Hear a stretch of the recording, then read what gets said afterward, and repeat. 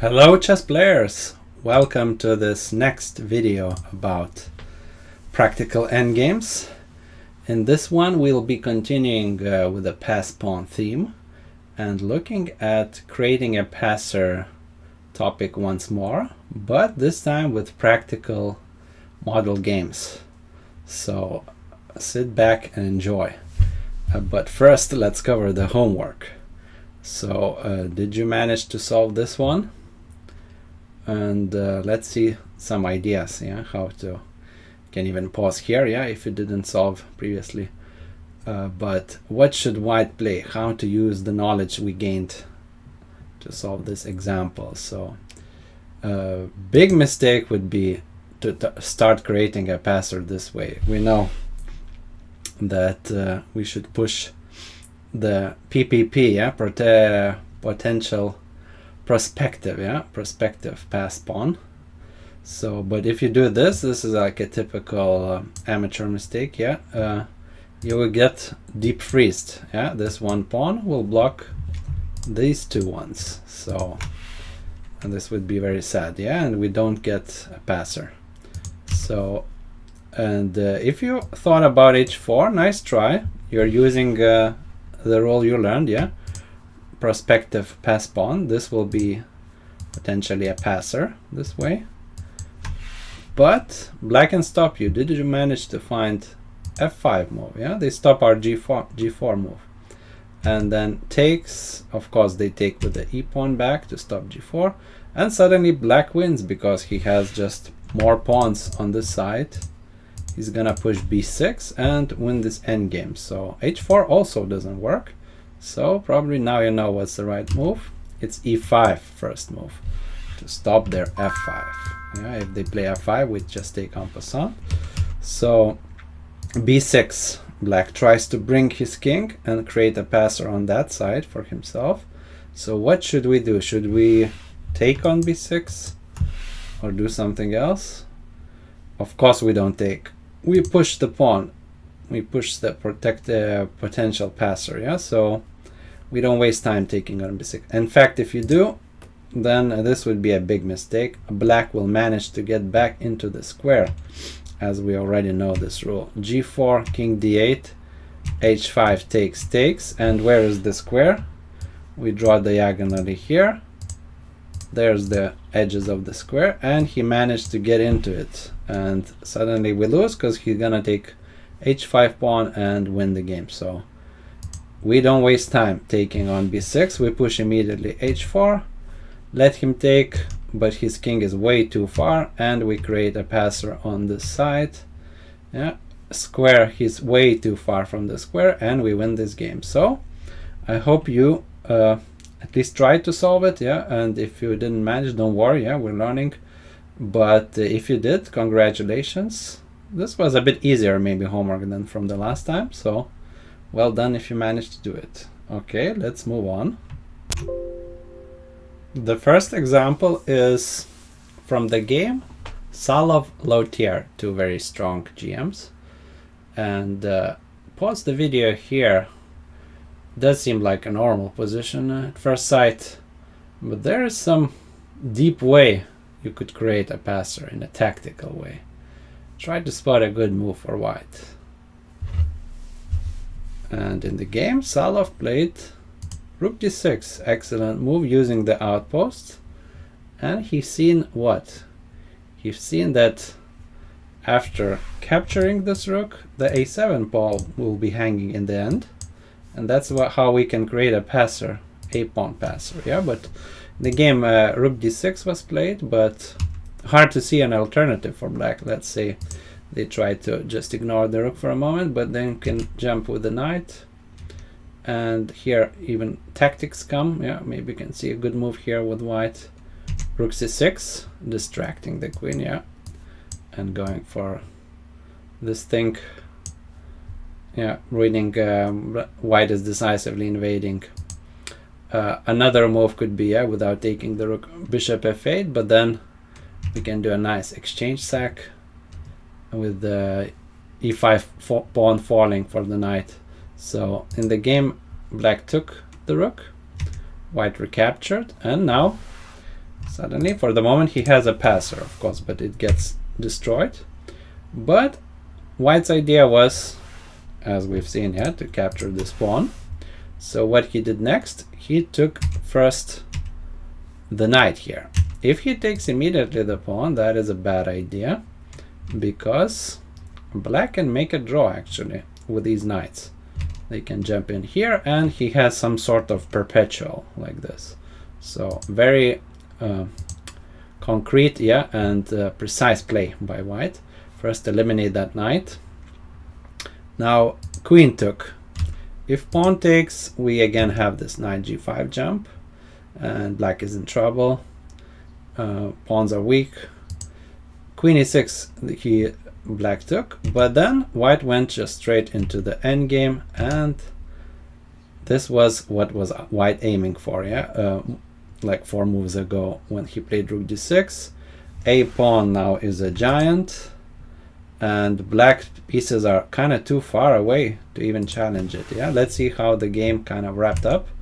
Black tried to bring the knight back. A4, knight d7. If knight takes e4, then we just push the pawn forward, and bishop c5, and he's losing. Yeah, push the passer, and he's losing. Yeah, knight is just coming in. I'm gonna take on e6 tactically, yeah, and try to support a8 queening. So knight d7 in the game was played, but then yeah, we still push the pawn. c5, knight coming around to support, and the next threat, black actually resigned in this position. The next threat is, as you see, yeah, marked bishop b8 with a nice tactic. Yeah, knight is terrible holding these side pawns, yeah, rook pawns. So just bishop b8 next, and we win. So black resigned. The next game was played by Karpov against Browne, 2 legendary GMs. Knight d5, white started moving the knight.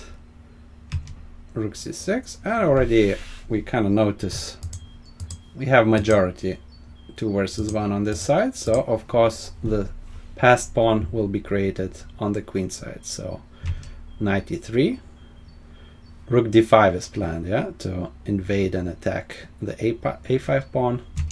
Rook c5, knight f4, some knight maneuvering, and finally rook d5. Karpov is happy to exchange rooks. It's 1 step closer to the pawn endgame actually, which would be winning. So rook d5, knight f d5, and in the game black exchanged even this knight, which was dubious, not necessary, and probably not the best defense. Yeah, they should have kept at least the bishop, which could have some counter chances stopping these pawns. For example, the game could continue like this. Yeah, white will move the king up. White is still better, of course, but it's doubtful with best play if white could win this actually. So this was black's chance, but he exchanged the piece, and as we know from Botvinnik's rule, knight endgames are very similar to pawn endgames. Knights are kind of short range pieces.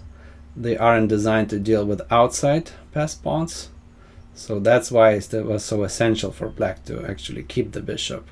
So what is white's next plan is to activate the king and either win this pawn on a5 or start creating a passer. So let's see how the game continued. King e7, knight c4 hitting a5, knight c6, king f3, king joins the battle, kings are coming towards the center, and Karpov is careful with a3.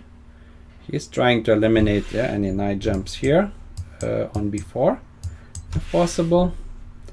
So of course, yeah, be very careful, be concentrated when playing. This would be just a blunder. Yeah, we're dropping the pawn, so that's why a3 was played. So king e6, black is just hanging around here with the king. King d3, king d5, and f3. Yeah, slowly, we don't need to rush. We're gonna eventually create a passer. So this point is hard to suggest a kind of defensive plan for black.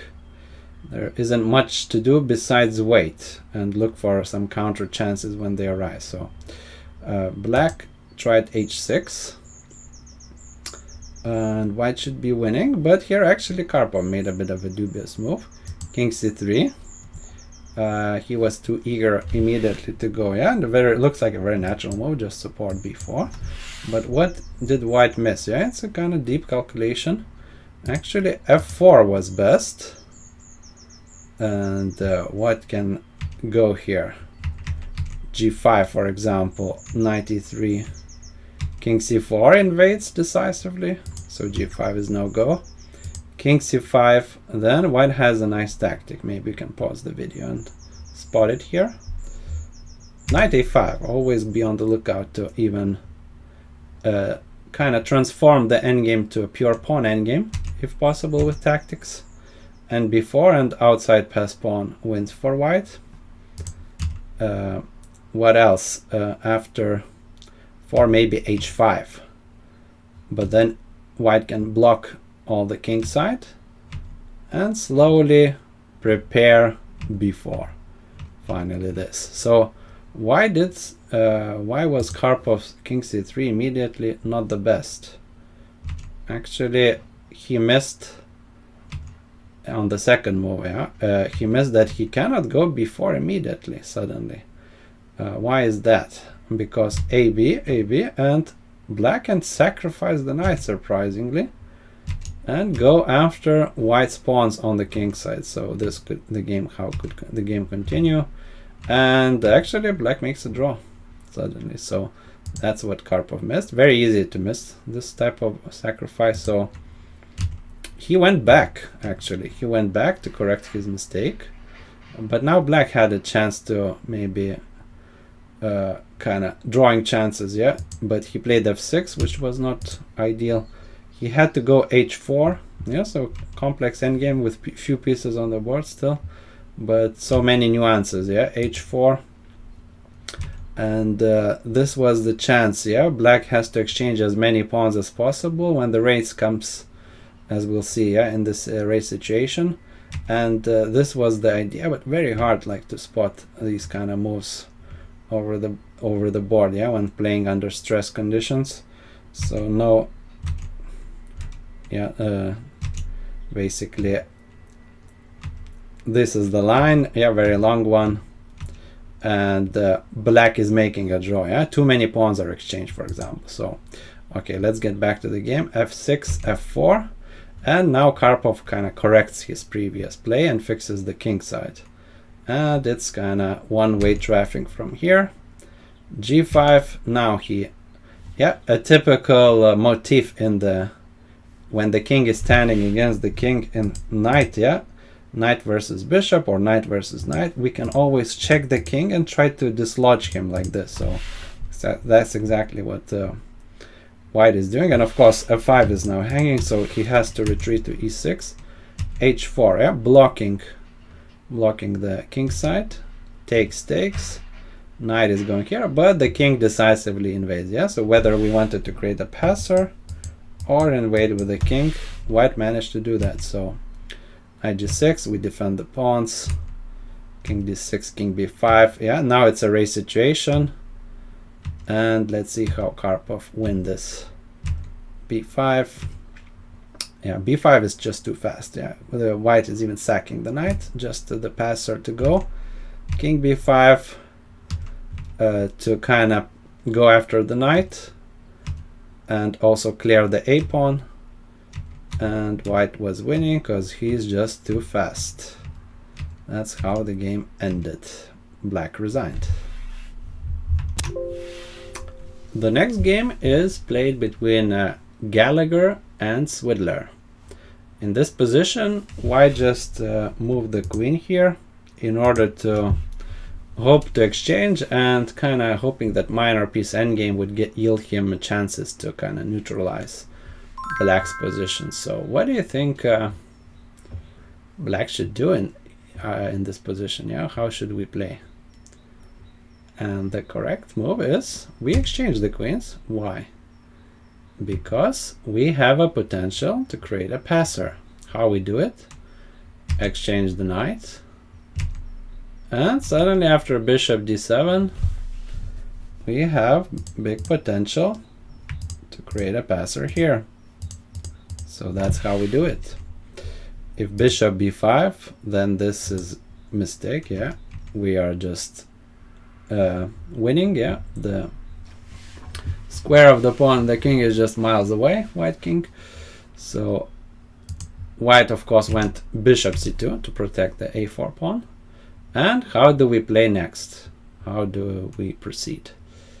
Of course we create a passer, b5, ab, ab, and black has many factors in his favor. The outside pass pawn and potential weakness on e4, yeah, because the pawn is on the same color as the bishop. And white's kind of distant king, yeah. Black's king will be arriving sooner, let's say through here, yeah, to the king side.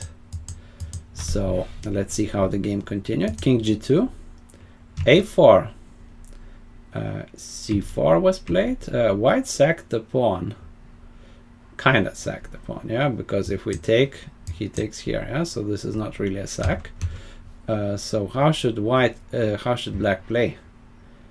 a3 was the right move, but first let's see b4, c4. King f3 also was an option, but it will arrive kind of similar to the game. Black wants to go bishop b1 to support the pawn, bishop a2 is needed, and it's kind of similar to the game, as we'll see. So a3, the pawn is threatening to go through, so of course white needs to stop it. But then, yeah, black already using some little tactics and going with the king, and as we see, yeah, this bishop will be going here for sure. So king f3, bishop c2. Now we have a passer, we have a weak pawn, and we're bringing the king, so that should be enough to win. King d3, king d7, king d2 was played.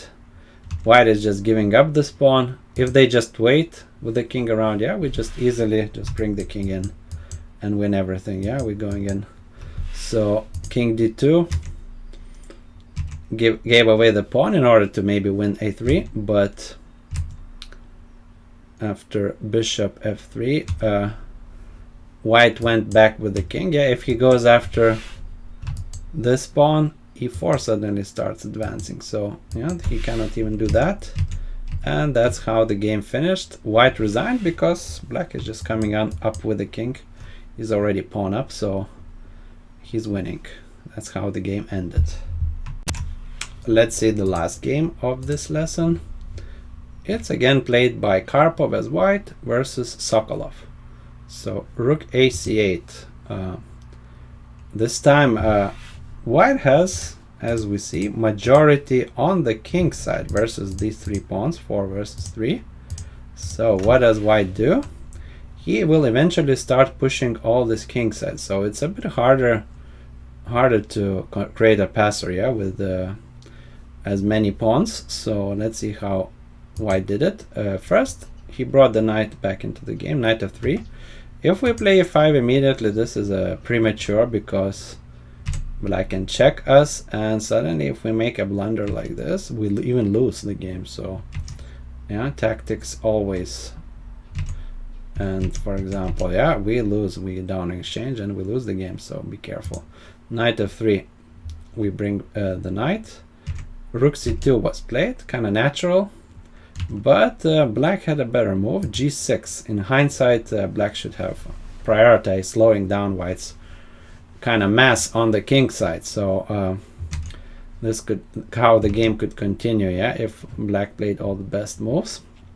And white has of course slight edge, but has to proceed with caution, yeah, slowly. If we play h3, then that even runs into h4, nice move. And if knight h4 again, we lose the exchange to the same trick. So g6 was the best move here, but of course black played very natural rook c2, so, and he activated the rooks, but now white's kingside majority starts rolling forward. So knight d4, rooks got exchanged, white knight does the good job covering c2 square. Yeah, very nice defender and attacker at the same time. Black tries to create some counterplay, invading with the rook and try to harass white's pawns. But we stick to the plan. We keep pushing that pawn mass. King f8, king f3. White starts bringing the king closer to support the pawns. Some checks. King is going forward. h6, h4. White slides the kingside pawns join the action. And knight f3 back. Knight kind of steps back to aid the attack on d5. Rook c2. Black is also creating counterplay. a4, rook b2. Knight kind of returns. You see how we don't need to always rush, yeah, with some tactics like in the middle game. Endgame is often like you can sit on the position much more than in the middle game. So Karpov is kind of in no hurry, yeah, for the time being here, but he just sits around.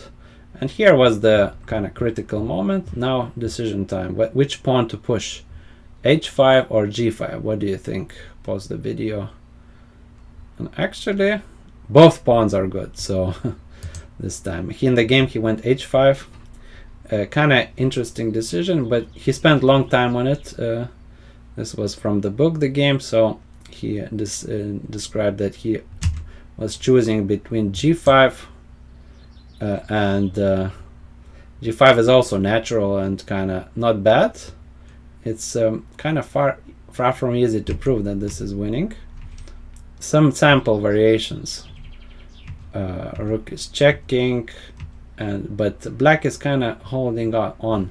Of course, now we cannot take here because knight is hanging. Yeah, with check. So knight e7, and black could play this position, but of course, in a practical game, white will still be pushing. So g5 was also interesting. h5 was played in the game.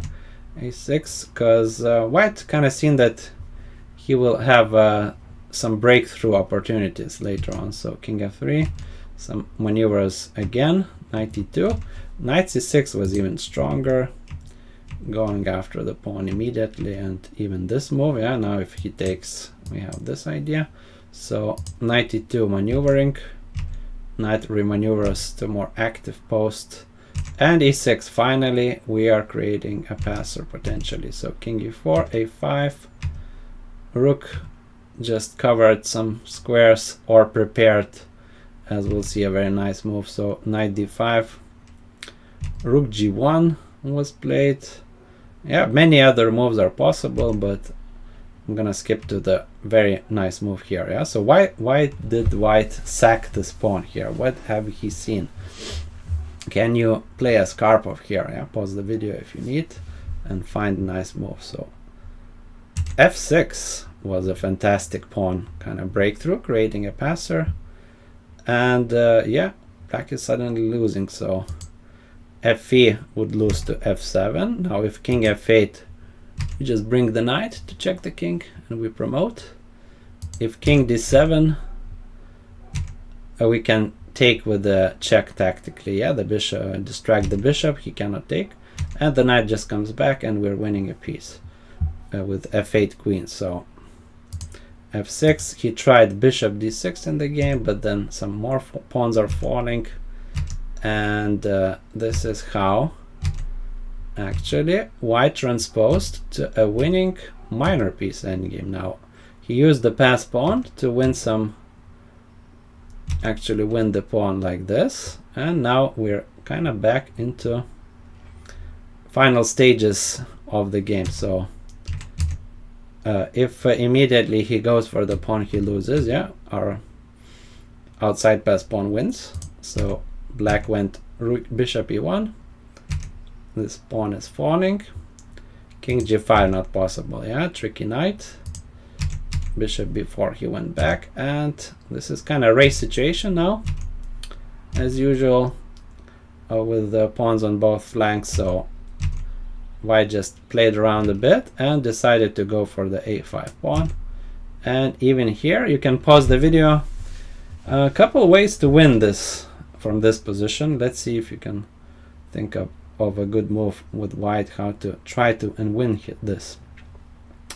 If you went king b5, this is a bit too slow. Black will also create a passer and push it, yeah, so king b5 is slow. b4 actually wins, but there is a very long line and kind of very tricky way to try to now interpose the knight on this diagonal, yeah, not to let black sacrifice the bishop. So this is a very precise play is needed by white here actually. So bishop here, yeah, white is trying to push this bishop out of the a7 and to block the diagonal, and that's how he wins, by removing the bishop, not letting him sacrifice the bishop. But b4 is much harder way. In the game Karpov just went knight a5 sack, and he won like that. Bishop takes b4, yeah. In endgame, pawns increase in value, they are the stars, so even two pawns can easily beat, yeah, if they're connectors, a piece, yeah, if the king is too far, if the enemy king is too far. And he just pushes, and the pawns are going way too fast for black to able to stop, yeah. And here black resigned because we're just much faster. b6 is coming and black is not in time. We're gonna queen on a8 finally, I think. So that's how the game ended. White won. And finally we arrive to your homework position. So this is a kind of strange position. Everything looks like it's hanging. White to play and win this. Try to think a bit, yeah, try to calculate some forcing moves, and it's related actually, this homework, to our next theme, which we'll be looking at in the next lesson. It's called the passer must be pushed. So try to solve this, and I'll see you in the next video. Thanks and bye-bye.